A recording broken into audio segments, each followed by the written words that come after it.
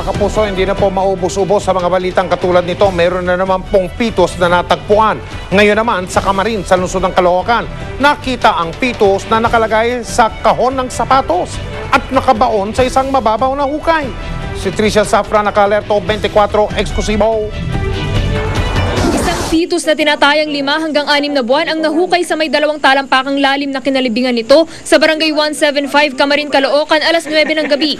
Inilagay ito sa kahon ng sapatos na ibinalot naman sa plastic bag bago inilibing sa lugar kung saan ito natagpuan. Kwento ng nakatuklas dito, Lunes ng gabi, may mga motorsiklong pumasok sa kanilang bakuran. Sinilip ko lang po. Mga lalaki po, mga 4 po sila. Tapos may mga flashlight po. Kakahulan nga yung mga aso dito nung dumating sila. Sa takot, hindi raw nilabas ni Ana ang mga nakitang lalaki sa kanilang bakuran para tanungin kung ano ang kanilang ginagawa roon. Nitong Martes ng hapon, napansin daw ng kanyang ina ang isang hukay sa kanilang bakuran na tinabunan ng lupa. Sa pangambang baka kung ano ang ibinaon sa kanilang bakuran, agad nila itong pinahukay. Laking gulat nila nang tumambad sa kanila ang labi ng munting anghel. Hinala ng mga tanod, maaaring may hilot o abortionist sa lugar. Masusi raw silang magmamanman. Mensahe naman nila sa nagpalaglag sa bata. Sana makonsensya siya doon sa mga pinaggagawa nila na ganyan. Pwede naman nila ilagay sa magandang lugar yung kung ayaw nilang buuin. Ipalilibing na lang daw ng barangay ang fetus sa sementeryo. Tricia Zafra, naka-alerto 24.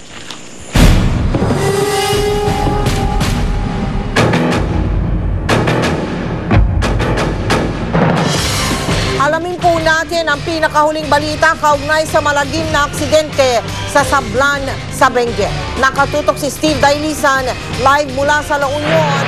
Steve.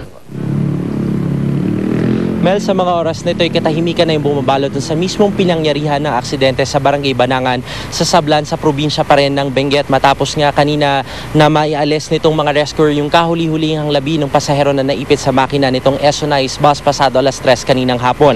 Pero Mel, naiwan pa rin yung SONICE bus dun sa bangin pati na yung mga kagamitan ng mga pasahero dahil nga mahamog na at madilim ay tinigal na muna itong retrieval operations. Kapuna-puna naman Mel yung mabagal na takbo ng mga sasakyan dun sa bahagi ng kurbada na iyon sa Nagilian Road. May ilan din mga motorista na humihinto at sinisilip yung pinangyarihan nitong malagim na aksidente.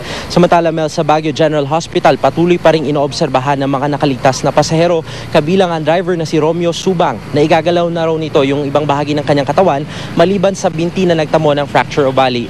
Hindi pa ito makausap sa ngayon Mel pero yung kanyang misis ay nagpapasalamat pa rin dahil nakaligtas raw yung kanyang asawa sa aksidente.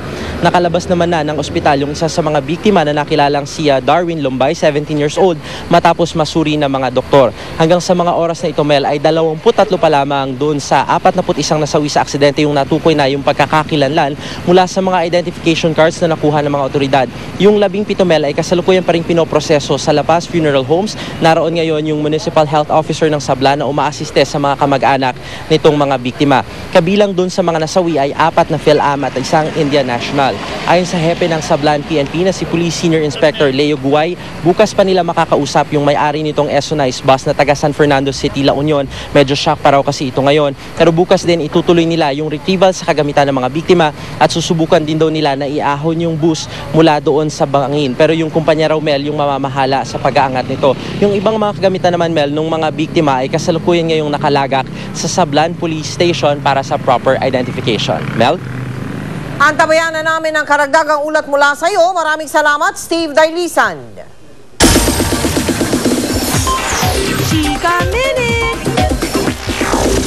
Si Fanny Serrano ang magtuturo ng hairstyling at pagme-makeup kay Binibining Pilipinas International Krista Kleiner bilang paghahanda sa pagsabak niya sa Miss International. Pero habang hindi pa sila nagsisimula, busy muna si TF sa kanyang indie film kung saan meron daw siyang love scene.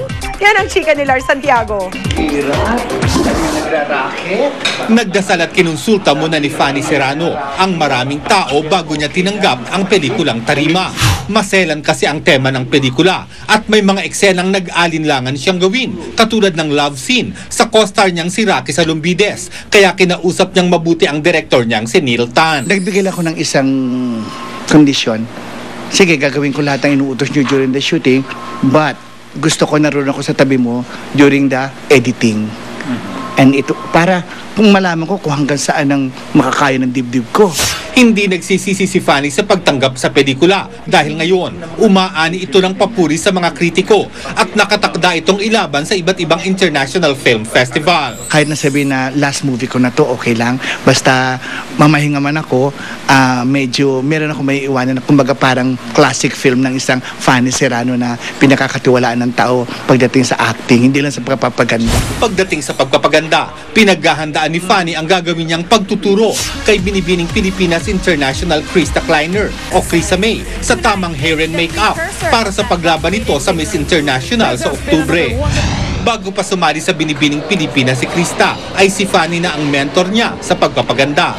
Ngayon pa nga lang daw ay nakahanda na pati ang beauty products na ibibigay niya kay Krista para gamitin sa kompetisyon sa China. As I promised you, magkakaroon tayo ng makeup sessions na talagang madali mong magagawa. Yung mga tricks na dapat na maituro ko sa iyo, yung Fanny Serrano secret trade secrets, ibibigay ko na sa iyo.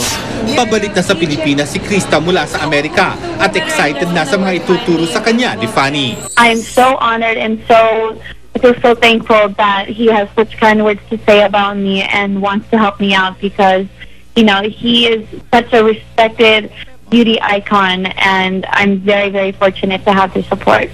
Lars Santiago, updated sa Showbiz Happening. Mamaya first screening day ng In Your Eyes, dinagsa. Tutukan yan. Susunod! Nagpakilalang asawa ng biktima ng police brutality sa Maynila, hindi alam kung buhay pa ang kanyang kabiyak. Milyong-milyong pisong halaga ng shabu, itinago sa maleta, huli sa NAIA. At mga kinatawa ng kamera, nasa Hong Kong na para sa pagdinig ng kaso sa droga ni Congressman Ronald Singson. Tutukan lahat ng yan dito sa 24 Oras.